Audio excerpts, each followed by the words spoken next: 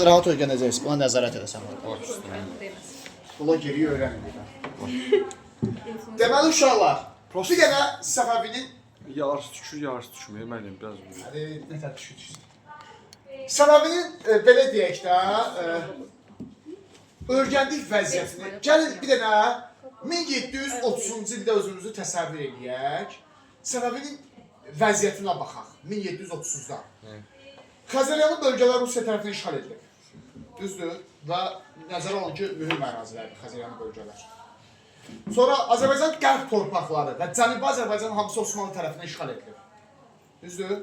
Gördünüz? Rusiya bir tərəfdən torpağını işğal edib, Osmanlı bir tərəfdən. Bu böyük bir problemdir, elə? Çox böyük bir problem. Sonra Əfqan üsyançıları paytaxtı tutub İsfahanı neçənci ildən? 1722-dən. Neçənci ildə hal-hazırda? 1730. 8 ildə hələdən orada bir vəziyyət dəyişməyib. Kimidir taxta? İkincisi Təhmasib. Təhmasib, ikincisi Təhmasib. 8 ildir heç bir uğur eləyə bilməyib. Bir dənə İsfahanı azad eləyə bilməyib. Nəinki Rusiya və Osmanlı qovalasın o işğal edilmiş torpaqlardan. Görürsünüz necə bir acınacaqlı vəziyyətdə var, vəziyyət var. Özünüzü 1730-cu ildə təsəvvür edin. Elə bil hamı bəlkə də bu Səfəvinin bu acınacaqlı vəziyyətini belə düşünərdi ki, dağılı bir şey dövlət. Düzdür? Çünki bu Təhmasib paytaxtı azad edilmir. Qaldı ki, Rusiya Osmanlıya qarşı mübarizə aparsın. Plus Şirvanda xanlıq var, yarım müstəqil xanlıq. Hə. Amma vəziyyət hər şey birdən-birə dəyişəcək. Səfəvidə vəziyyət 5 ilin içində cəmi dəyişir. Cəmi 5 ilə Səfəvi əvvəlki vəziyyətinə qayıdır. Necə? Bu ikinci Təhmasib nə qədər bacarıqsız hökmdar olsa da, zəif hökmdar olsa da bir uğuru var idi. Nadiri baş komandan vəzifəsini təyin eləməyi. 1726 olur başkomandan, Nadiri başkomandan təyin edir. Başkomandan nə deməkdir? Ordu başçısı, ordu rəhbəri. Nadir olur ordunun başçısı. Amma Nadir ordunun başçısı təyin olunanda ciddi problemlər var idi orduda. Biraz islahat keçirir, orduda nizam-intizam formalaşdırır və Nadir başlayır hərbi əməliyyatlara. Nadirin iki dövrü var. Bax, indidən deyilən testlərdə qatışdırmayın. Biri var Nadir xan dövrü. Nadir xan. Bir də var Nadir şah. Eyni adamdır. Eyni adamdır. Prosto iki titulu var. Xan dövrü 1730-36 dövrü. Belə götürün. 1730-36 xan dövrüdür. Şah dövrü 1736-47 dövrü. Gördünüz? Çətin deyirlər. İndi fərqi olacaq ki, Nadir xan olanda bu Səfəvi ordusunda başçıdır. Ordu rəhbəri, biz buna deyirik müdafiə naziri. Bugün elə Səfəvi ordusunda nazirdir, müdafiə naziri ordunu idarə edir. Və torpaqlarımızı azad edir. Amma şah oldu ki, şah dövründə artıq əfşarlar imperiyasına son qoyub, öz dövlətini, Səfəvilər dövlətinə son qoyub, öz dövləti olan əfşarlar dövlətini yaradır. Şah dövründə oldu. Çünki şah nə deməkdir? Hökümdardır. Biz birinci başlayırıq Nadirin xan dövrünə. Nadir gəlir, başlayır hərbi əməliyyatlara. Görün necə azınacaqlı bir vəziyyət var idi. Bayaq Səfəvlərin düşdüyü ağır vəziyyətdən danışdıq. Birinci 1730-da Əfqanları qovur. Əfqanları qovur. Əfqanlar nə vaxt tutmuşdular İsfahanı? 22-də. İsfahan azad edilir. İsfahan azad olur. Nəhayət ki, paytaxtı 8 ildən sonra azad elədi. Fikir verin, Təhmasib demişdim 1722-də taxta çıxır, ikinci Təhmasib. 8 il idi ki, paytaxtı azad edə bilmirdi ikinci Təhmasib, 1722-ci illərdə. Nadir gələn kimi, hərbi əməliyyatlara başlayan kimi paytaxtı azad elədi Əfqanlardan, 1730-cu ildə. Bəli, Nadir bu qəhrəmanlığına görə çox böyük nüfus sahibi olmağa başlayır. Xalq tərəfindən sevilməyə başlanır. Orduda əskərlər Nadiri çox sevirdi. Nadirin necə çox istedadlı sərkərəyi, disiplinli idi, intizamlı idi Nadir. Əskərlər arasında nizam-intizam formalaşdırmışdı. Həm də bu uğuruna görə xalq tərəfindən sevilməyə başlanır ki, xalq deyir ki, görürsünüz, Nadir gəldi, nəhayət ki, 8 ildən sonra hərbi əməliyyatlar uğurlu oldu, paytaxt şəhərimizi azad elədi. Bu, təbii ki, böyük bir uğurdur, amma daha böyük məqsədlər var qarşıda. Əsas nə etmək lazımdır? Rusiya ilə Osmanlı torpaqlarımızdan qovlamaq lazımdır, elə? O da hal çətin məsələdir. Amma bunları da eləyəcək Nadir. Nadir 1732-də başlayır Rusiya və Osmanlı qüvvələrinə qarşı hərbi əməliyyata. Birinci Rusiya ilə müharibə aparır. 1732-ci ildə Rəşt müqaviləsi imzalanır Rusiya dövlətindən.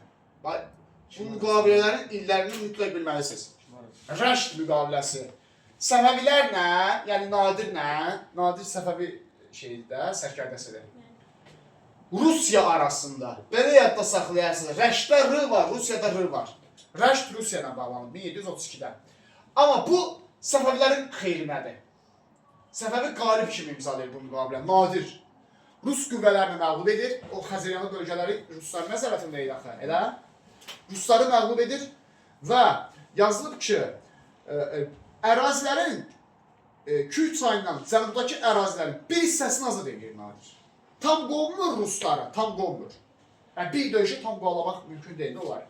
Amma Kürdən cənubdakı torpaqların bir hissəsini Ruslardan azad edir. Bu da uğur sayıla bilər, elə?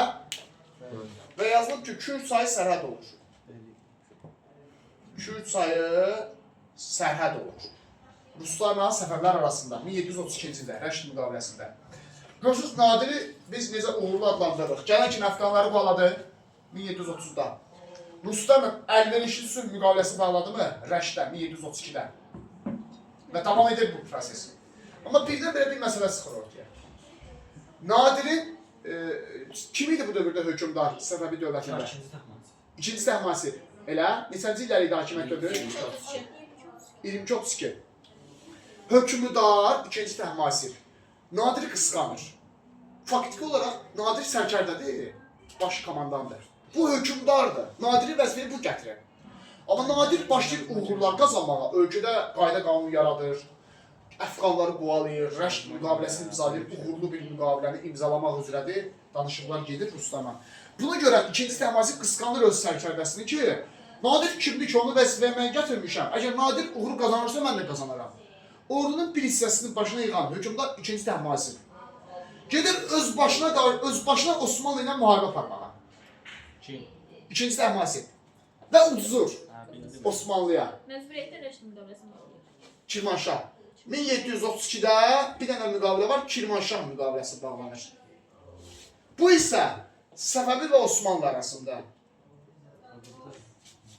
Fikir verin, iki dənə müqavilə var 1732-də. Rəşd müqaviləsi, Kirmanşah müqaviləsi. Amma Rəşd Səfəvi Rusiya, Kirmanşah Səfəvi Osmanlı arasında. 1732-də. Gördünüz fərqini. İkisində Səfəvi var. Amma Rəşddə R var, dedi, Rusiyada R var. Rəşdi Rusiyanın, Kirmanşah Osmanlı ilə imzalayıb. Rəşd bizim xeyrimizdədir. Niyə? Çünki Rəşdi Nadir imzalayıb. Səfəvi dövləti adından. Nadir ağıllı biridir. Bilir nə imzalamaq lazımdır. Qalib gələrək imzalayıb, düzdür? Amma Kirmanşahı ikinci Təhmasib öz başına gedib məğlub olub imzalayıb. Bu işi bizim xeyrimizə deyil. Bu Osmanlı xeyrinədir. Burada çünki Osmanlı qalibdir. Bizim əleyhimizədir. Və Kirmanşah müqaviləsinə görə Araz çayı sərhəd olur iki dövlət arasında. Çay məsələsini nəzərə almalısınız. Çaylar düşür. Və 2024-cü ildə qəbul imtahana düşmüşdür ki, Kür çayı nəbirindən tutaq ki. Uşaqlar bilir ki, Kür çayı hansı sülh müqaviləsində olar? Rusiya ilə bağlanan. Çünki Azərbaycanla Rusiya arasında hansı çay var? Xəritədən biləcəksiniz, Kür çayı. Bəs Azərbaycanla Türkiyə arasında hansı çay var? İndi Türkiyə deyir, Osmanlı arasında. Araz çayı. Gördünüz məntiqi? Deməli, Kür çayı məsələsi Rəşd müqaviləsində, Araz çayı məsələsi Kirmanşah müqaviləsindədir. Çünki Rusiya ilə Rəşd müqaviləsində bağlamışıq. Rəşddə Rusiya olduğu üçün burada Kür çayı olar. Kirmanşahda isə Osmanlı ilə bağlamışıq. Türkiyə, Osmanlı, Türkiyə aramızda Araz çayı olar. Başa düşdünüz? Rəşd bizim xeyrimizədir, Kirmanşah bizim xeyrimizə deyil. Çünki Kirmanşah hökmdar ikinci Təhmasib uduzaraq bağlayıb. Rəşd müqaviləsini bağlayandan sonra Nadir paytaxta geri dönür, İsfahana geri dönür və eşidir ki, hökmdar ikinci Təhmasib bundan xəbərsiz gedib Kirmanşah müqaviləsini bağlayıb. Başa düşdünüz? Bu Nadiri çox qəzəbləndirir. Kirmanşah? Niyə? Çünki mən baş komandanam da, mən yazıq əziyyət çəkirəm, Əfqanları qovalayıram, Rusları məğlub edib, Rəşd müqaviləsi bağlayıram. Bu hökmdar gedir, ucuzur, torpaq itirir dayda. Başa düşdünüz? Nadir hökmdara qəzəblənir. Belə baxanda, sizcə ikinci Təhmasibin Kirmanşahı imzalamaq haqqı yoxdurmu? Var əslində. Çünki hökmdar deyil adam. İkinci Təhmasib hökmdardır. Amma etik olaraq elədiyi doğru deyil də. Nə olsun ki, sənin sərkərdəndir. Nə olsun ki, sən ondan böyükdür vəzifən. Gərək o yazıq azad edir torpaqları. Sən niyə gedib ucuzursan, onu azad elədiyi torpaqları itirirsən bir hissəsini? Ona görə də Nadir 1732-də paytaxt geri döndükdən sonra ikinci Təhmasibi taxtdan devirir. İkinci Təhmasibin hakimiyyət dövrünə vaxtı idi, bir daha xatırlayaq. Gördünüz? 1722-1732. Bax, Kirmanşah müqaviləsini imzaladığı üçün Nadir ikinci Təhmasibi taxtdan devirir. Sərkərdə öz hökmdarını devirir taxtdan. Gördünüz, maraqlı bir hadisə baş verir. Çünki ordu o qədər çox Nadiri sevirdi ki, hökmdarı saymırdı, ordu. Ordu deyir ki, hökmdarı devirin vəbşə taxtdan. İkinci Təhmasib taxtdan devrilir. Yox, burada. yox. Vacib deməm. Yox, heç nə olmaz. Aynen. Allah kəsəyir. İkinci Təhmasibdən sonra taxta çıxır onun oğlu 3-cü Abbas. Nadir 3-cü Abbası taxta çıxarır 1732-36-cı illər. Uşaqlar, bu 3-cü Abbas 8 aylıqdır. 6 aylıqdır ya 8 aylıqdır. İkinci Təhmasibin təzə doğulmuş oğludur. Yoxdur da başqa şey, uşaq. Nadir özü çıxa bilməz taxta. Niyə çıxa bilməz Nadir? Nadir Səfəvi deyil axı. O ayrı biridir. Başa düşdünüz? O baş komandandır. Onda deyirlər 3-cü Abbası taxta çıxaraq. 3-cü Abbasını gətirdilər yanında, bu bəbədir, yanında xütbə oxutururlar. Başına balaca bir tac qoyurlar, olur hökmdar. Nadir də onun vəkili. Vəkil də olur Nadir. Faktiki olaraq dövləti kim idarə edir? Nadir artıq idarə edir. Çünki 8 aylıq uşaq dövlət idarə edəsi deyil ki. Rəsmi olaraq onun adı yazılır kağıza, hökmdar kimi. Nadir özünün onun vəkili qoyur. Və faktiki olaraq, axı hökmdardan sonra ikinci şəxsdir vəkil. Səfəvi dövlətində bilirsiniz ki, şahdan sonra ikinci şəxsdir. Nadir faktiki olaraq ikinci Təhmasibin adına, 3-cü Abbasın adına dövləti özü idarə etməyə başlayır. Bu yaxşı bir şeydir. Nadir üçün hə. Nadir üçün hə. Ümumiyyətlə dövlət üçün. Baxır da indiki dövr üçün yox, amma dövr üçün hə. Səbəbiyyət kimi son qoyur. Nadir öz sonu, axırıncı hökmdardır. Nadir. Gəlir indi ora. Nadir artıq neynir? Tək başına özü hər şeyi nəzarət altına alır. İndi Kirmanşah Rəşid müqaviləni xatırlayırsınız. Bəli. Osmanlı ilə hansı bağlanmışdı? Kirmanşah. Kirmanşah. Nadir gəlir Osmanlı'nın yanına. Osmanlı sultanının yanına.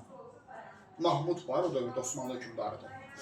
Deyir, Kirmanşah müqaviləsini kim bağlayıb? İkinci Təhmasib, düzdür.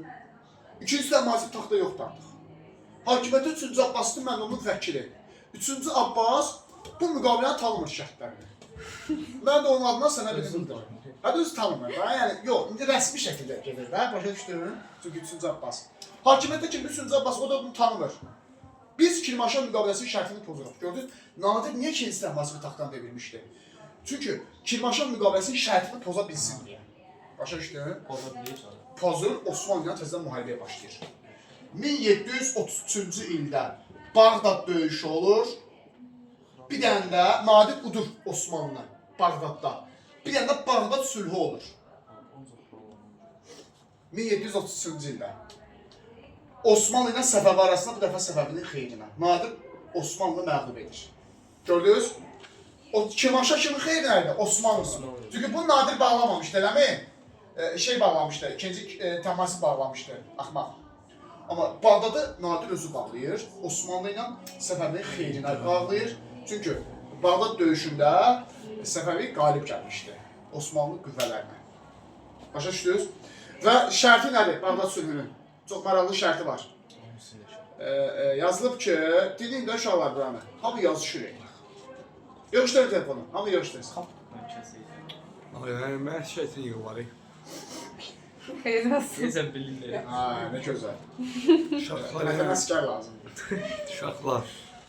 Tələsməyib yox, gözləyə biraz. Sıxın, açın da ki, Yaxşı danış. kontrol yox, nə kontrol yox. Hə, 30 var. dərsdən sonra mən telefonla danışarsan. Demək, Bağdad döyüşü və Bağdad sülhü bağlanır. Bağdad sülhünün şərtində yazılıb ki, uşaqlar, Osmanlı son 10 ildə işğal etdiyi torpaqları işğaldan geri qaytarmalıdır. Gördünüz mü müqavilənin şərtini? Osmanlı son 10 ildə nə deməkdir? 1723-dən bəri. Osmanlı nə tutubsa çıxmalıdır. Gördünüz mü Nadirin uğurunu? Osmanlı tamamilə buradan qovalayır. Ölkənin yarısı sayılır da. Xəzəryanın sahili Ha? çıxandan sonra. Yerdə bunu eləyirlər. Ucuzubdur ha, Bağdad döyüşündə nadir Məcburdur olanıdır. da. Uzun da, o bitişir. Osmanlı Şərt qoyur axı. nadir uduzmur. Nadir Osmanlı udur, məcbur edir. Onu təmin eləmir, tələsməyin. Bağdad sülhünə görə Osmanlı buradan çıxmalıdır, düzdür?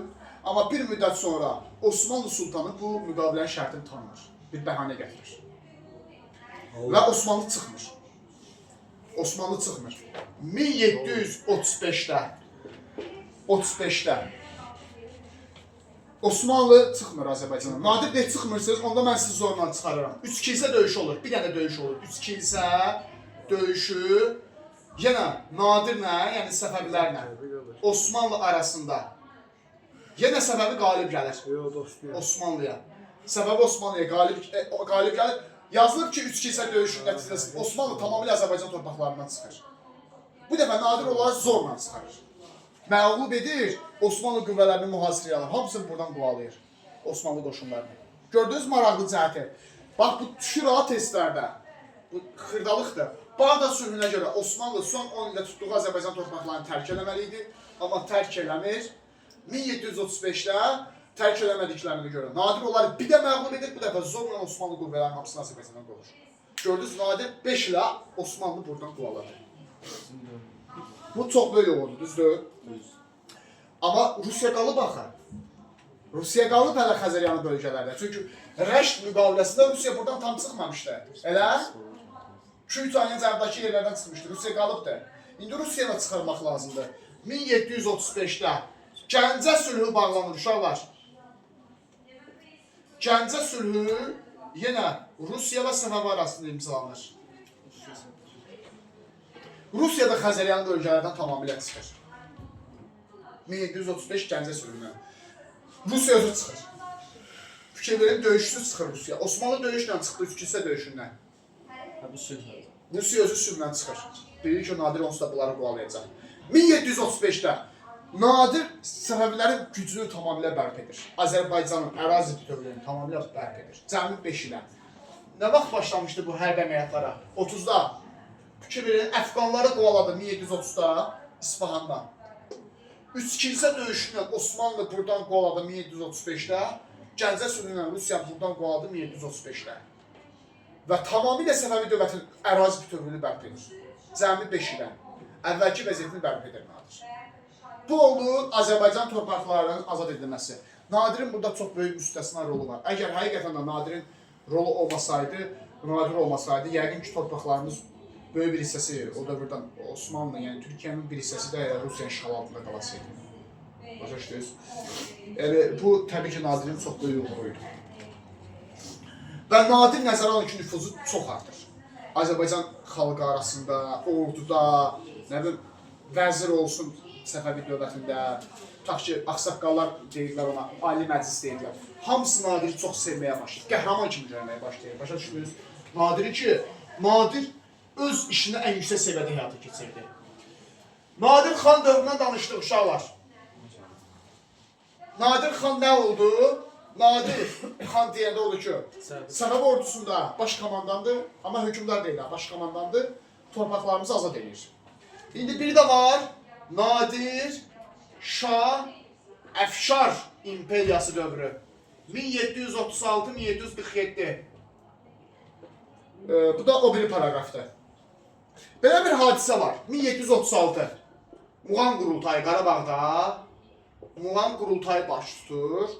Çox məşhur bir hadisədir Azərbaycan tarixində. Nadir Səfəvi dövlətində o baş bilən adamların hamısı yığılır öz başına Qarabağda.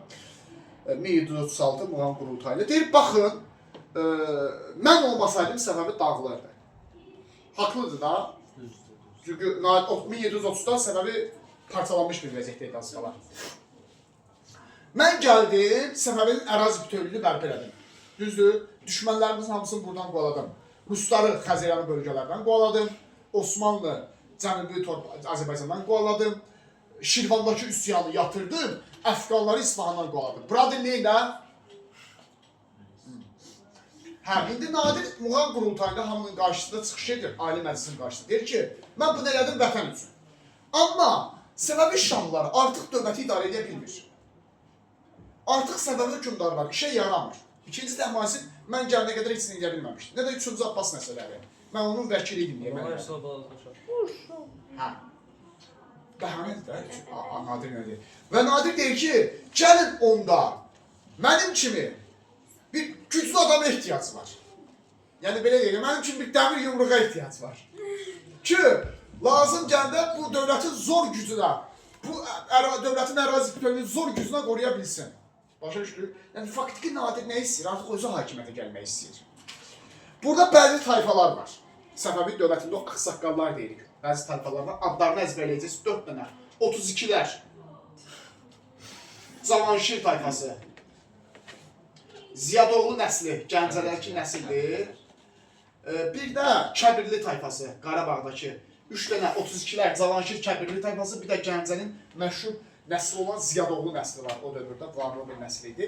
4 dənə nəsil və tayfa Nadirə qarşı çıxırlar. Muğam qurultayında ki, deyirlər ki, Nadir, çox sağ ol, həqiqətən də sən qəhrəmansan, dövlətimizin gücünü bərpa eləmirsən, amma sən şah ola bilmərsən, çünki sən Səfəvi nəslindən deyilsən. Axı bizim bir qanunumuz var. Səfəvi nə vaxt yaranıb? 1501-də, düzdür, 1736-ya qədər. Deyirlər ki, Nadirə, bizim bir qaydamız var 1501-dən bəri. Səfəvidə hakimiyyət irsi keçməlidir. Səfəvi nəslindən olan bir nəfərə. Sən Səfəvi deyilsən, sən Əfşar tayfasısan. Nadir əmr verir ki, bunlar hamısı sürgün edir Xorasana. Bunlar hamısı Xorasana sürgün edir. Xorasana sürgün edir bunları. Niyə? Nadir əleyhinə səs vermişdilər. Başqa deyir, kim idi mən etiraz edən? Kimdir qorxusuna etiraz edən başqa? Yəni, çox ədalətli və demokratik bir şəkildə, hə? Çox ədalətli və demokratik bir şəkildə Nadir özünü zor güzə şahidən edir. Hə də, çünki niyə?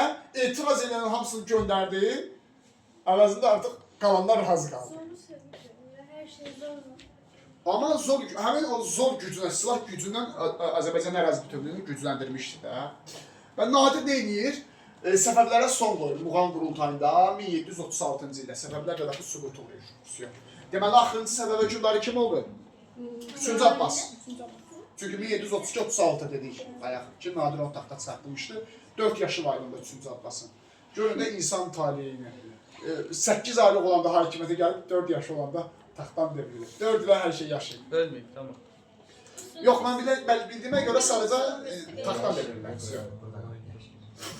Onu öldürmək üçün bir səbəb də yoxdur ortada. Niyə öldürsünlər? Yox, səbəb olsa öldürərlər. Öz-özünü öldürür. Yəni öldürəndə səbəb yoxdur. Necə öldürə bilərlər? Ehtiyac yaranmışsa öldürərlər. Ehtiyac yaranmışsa, yəni baxmırlar uşaqdır. Yəni burada dövlətin ərazi, dövlətin şeyinin qorunmasını söhbət gedirsə, elə şeylər tanınmır siyasətçilər. Vsyo, başlayırıq uşaqlar yeni bir hissəyə. Nadir Şah Əfşar İmperiyası 1736-1747. Bu tam ayrı bir dövlətdir. Əfşarlar İmperiyası. Səfəvilərin düzdür yerində yaranıb, Səfəvilərin davamıdır. Amma cəmi bir dənə hökmdar olub, o da Nadir Şah. Bu da uzundur. Yox, bir dənə dərsdir. Bir dənə hökmdar olur. Nadir, adı nədir? Əfşarlar İmperiyası. Dərsin adı Əfşarlar İmperiyası. Hökmdarı bir dənə Nadir özüdür. Vsyo. Başa düşdünüz? 1736-1747 Əfşarlar İmperiyasının dövrüdür. Hökmdar olub Nadir. Ha? Son qoymayacaq, o sözünə davranacaq. Nadirin ölümündən. İndi deyəcəm. Nadir Əfşarlar İmperiyasını qurur, amma Səfəvilərdən fərqli qurur uşaqlar. Sıfırdan qurur. Nadir biraz fərqli dünya görüşə sahibi idi. Dindən bir xeyli uzaq biri idi. Nadir. Məsələn, Səfəvilər dövləti yadınızdadır, teokratik dövləti idi. Teokratik dövlət nə deməkdir? Dini idarə. Dini dövlət. Nadir siyasətdə biraz ağıllı adam idi. Bu axmaq kimi baxırdı bu Səfəvi şahlarına ki, bu nədir, şiədir, sünnidir deyirsiniz, bir-birinizə qarşı müharibə aparırsınız. Nadir ümumiyyətlə dini dövləti ləğv edir. Hətta dini ləğv edir Nadir. İndi siyasətçilərin səhər deyim, əslində dini yoxdur. Siyasətçilərin daha çox şeyi var da, milli dövlətçilik strategiyası var. Amma Nadir'in siyasi strategiyası buydu ki, Səfəvi dövləti dünyəvi dövlət olmalıdır. Yəni, mollaların üstündə qurulan yox, peşəkar siyasətçilərin üstündə qurulmalı bir dövlət olmalıdır. Yəni, Avropadakı reformasiya kimi. Oradan təsirlənmişdir Nadir. Başa düşdünüz necə? Dünyəvi dövlət qurur. Mən sizə deyim uşaqlar, mən Nadiri çox sevirəm əslində. Azərbaycan tarixində Səfəvi hökmdarlarla müqayisə Nadir mənim çox sevdiyim biridir. Yəni, mən hətta bəziləri səbəbi dövlətin son qoymasını pis sayırlar Nadirin. Əşkisindən mən bunu ən yaxşı hadisə sayıram. Nadir səbəblərə son qoymağını düz eləmişdir. Çox əziyyət çəkib, yəni onun haqqı idi. Haqq qoyduq bir kənara. Səbəbidən əsər əlamət qalmamışdı onsuz da. Bu adam olmasa səbəbi dağılırdı. Nadirin bizim ən böyük bədbəxtçiliyimiz buydu ki, Nadir öldürüldü 1747-dən mən deyəcəm. Nadiri öldürənlər qatı dindarlar qruplar idi. O kəskin dindar qruplar idi. Nadiri öldürməsəydi Azərbaycan tarixinin sonraki dövründə çox parlaq ola bilərdi.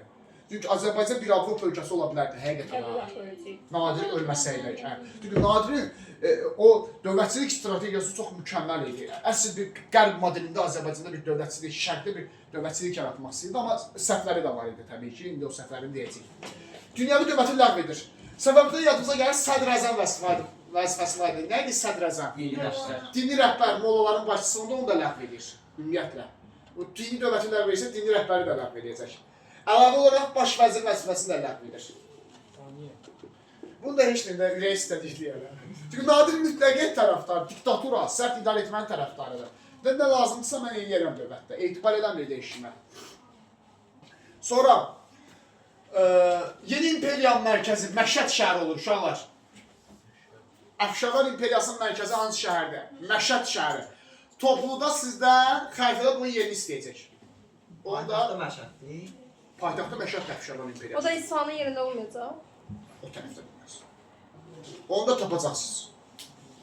Oraya gedirsiniz, yerini tapın. Dedi axı, Atlası açıb baxarsınız. dedi axı Nadir Şah Səfəvinin İran tərəfdə. yerində yaradıb axı. Hə, Səfəvinin yerində yaradıb. Səfəvinin axırıncı paytaxtları idi İsfahan. Bəli. İsfahan qoymur, bu öz dövlətinin paytaxtını Məşəd qoyur. Amma yer olaraq eyni ərazidə. Təbii ki, yer olaraq eyni ərazi, bu paytaxtı dəyişir. Uşaqlar, Nadirin strategiyasına baxırıq. Mollaların torpaqlarının hamısını əldən alır. Hətta kim ki etiraz edir, dini rəhbərlər atır həbsə. Axı bu dini dövləti ləğv eləmək istəyir. Sonra kim ki torpaqlarını almır, onlara da ağır vergi qoyur. Avropadakı kimi deyir, nə olsun ki dini rəhbərsən, mollasan. Cəmaat necə vergi verir, sən də elə vergi verməlisən. Başa düşdünüz? Düz eləyir. Düz eləyir. Amma bir məsələ var, Nadirin səhvinə tələsirdi. Nadir bir məsələni nəzərə almırdı, uşaqlar.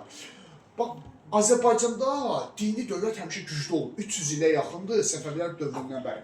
Burada din hökm sürür. Dindarların mühüm rolu var, düzdür? Onda da dindarlar Nadirə qarşı ayağa qalxacaq. Ki, sən bizi əxlaqsızlığa sürükləyirsən. Dindarlarda biraz elədi, qatı dindarlarda. Yox, qatı dindarlarda da. Yəni, sən, tutaq ki, İranda kimsə, məsələn, hicabı başından çıxarıb atır, indi bu arada orada feminist hərəkatı. Könüllü olmalıdır, kim istəyir taxar, kim istəyir taxmar. Az qala bu yazğı əxlaqsız adlandırırlar. Tutaq ki, səhvdə axı bu. Nə dəxli var da ona geyim tərzinə ona. Düzdür, belə baxanda. Misal üçün. İndi Nadiri də belə günahlandırırlar ki, sən bəs düşmənimizsən, dinimizin düşmənisən. Yazıq amma elə deyildi. Sadəcə biraz dünyəvi, azad dövlət formalaşdırmaq istəyirdi. Başlayırlar Nadiri günahlandırmağa, Nadir də başlayır dindarları həbs eləməyə. Kim ki ona bunu deyir, onu da, yəni durduq yerə heç bir dindarı həbs eləməz. Elə biri deyil.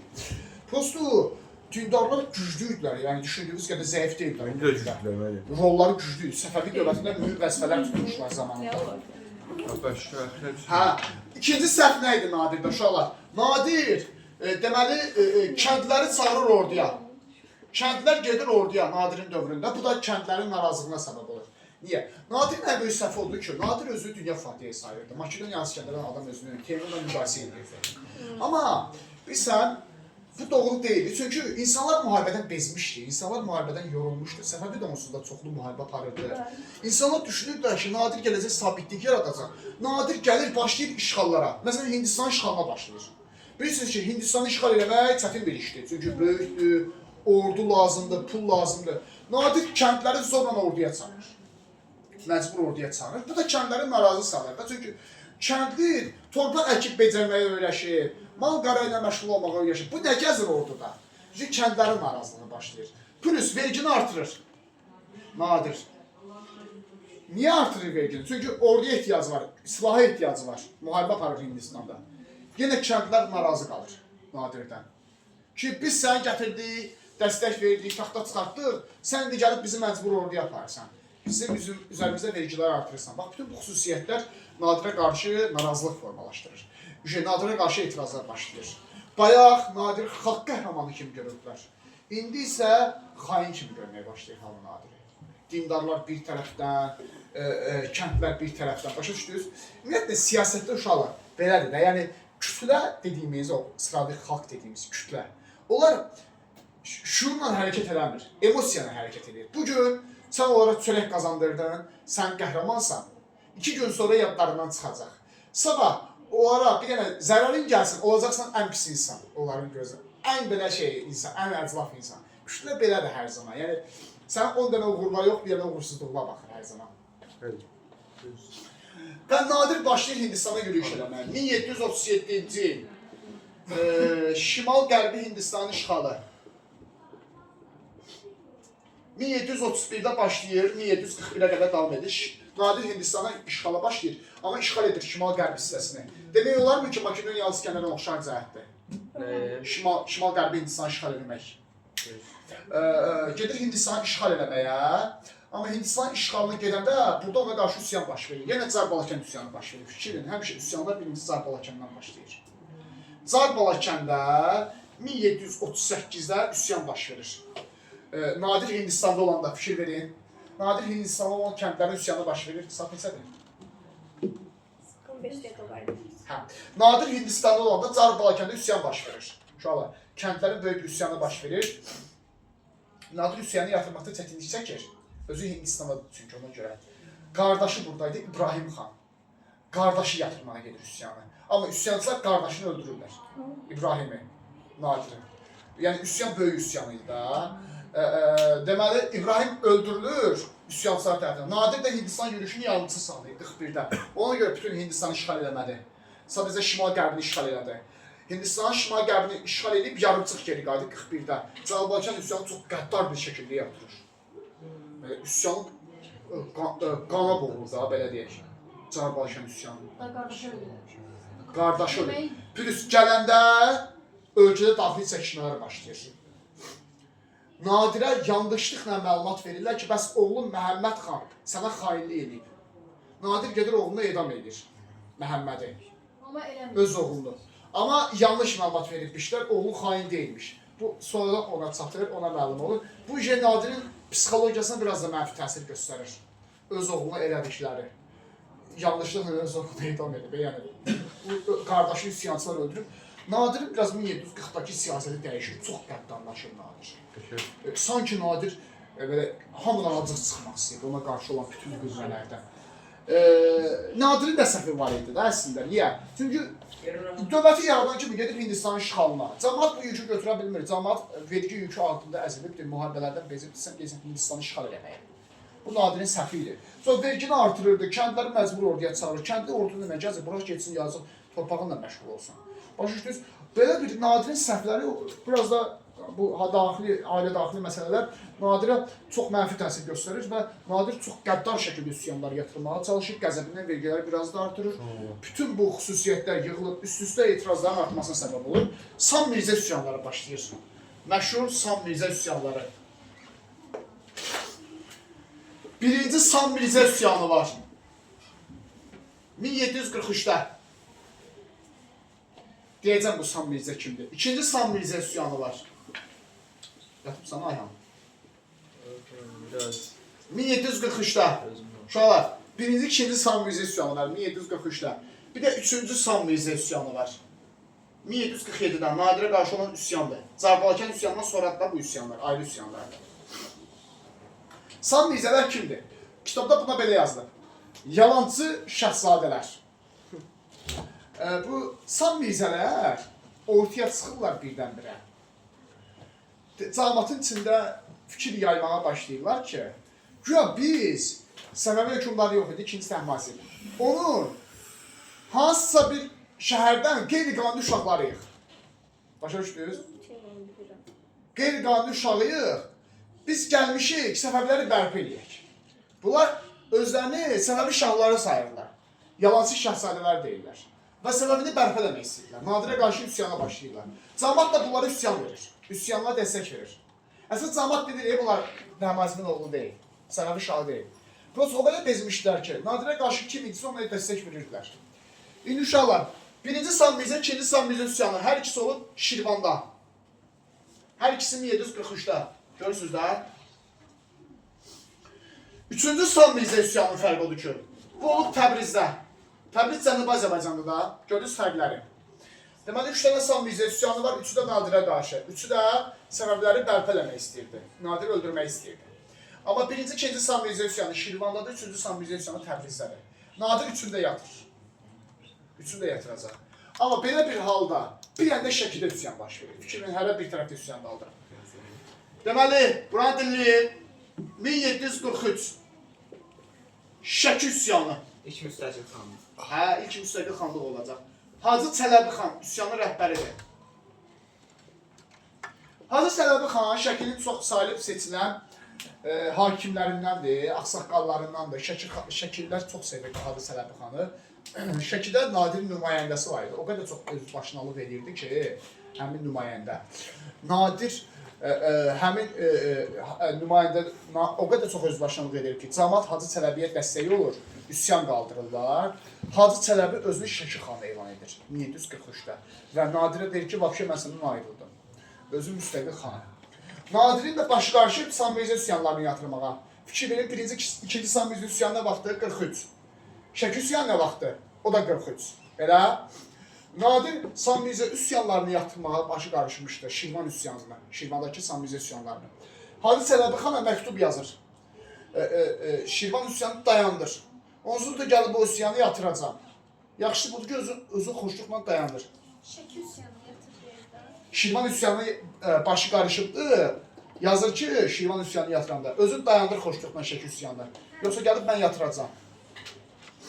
Hacı Çələbi xan da Nadirə cavab məktubu yazır ki, gələrsən, görərsən. Qavat içdi. Hə. Nadirə yazır ki, dayandırmıram üsyanı, gələrsən, görərsən. Başlayır orada bir qalat işdirməyə. Get. Kadrdan. Hə. Yuxarı başlan.